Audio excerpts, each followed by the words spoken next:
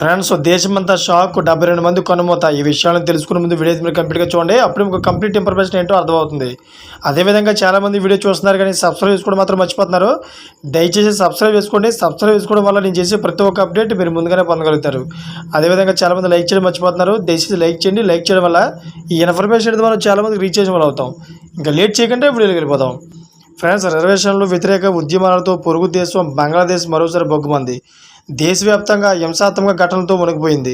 అధికార పార్టీ మద్దతుదారులు ఆందోళనకారులకు మధ్య ఆదివారం చోటు చేసుకున్న ఘర్షణలో 72 మంది ప్రాణాలు కోల్పోయారు.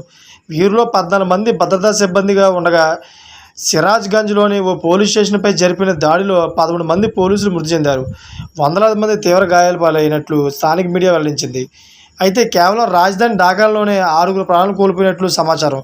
మరోసారి ఘర్షణలు చోటు చేసుకోవడంతో ప్రభుత్వం అప్రమత్తమైంది. దేశవ్యాప్తంగా ఆదివారం సాయంత్రం నుంచి నిరవధిక కర్ఫ్యూ విధించింది. ఫేస్బుక్, మెసెంజర్, వాట్సాప్, ఇన్స్టాగ్రామ్ వంటి సోషల్ మీడియా వేదికలైన ఆంక్షలు విధించింది. 4G సేవలు నిలిపేయాలని టెలికాం ఆపరేటర్కు ఆదేశించింది.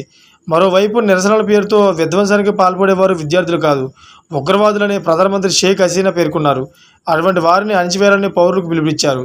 ఫ్రెండ్స్ చూసారు ఇటువంటి లేటెస్ట్ అప్డేట్స్ కోసం ఛానల్ సబ్స్క్రైబ్ చేసుకోండి, గడపల ఆన్లో పెట్టుకోండి. నేను చేసే ప్రతి ఒక్క అప్డేట్ మీరు ముందుగానే పొందగలుగుతారు. Thank for watching friends.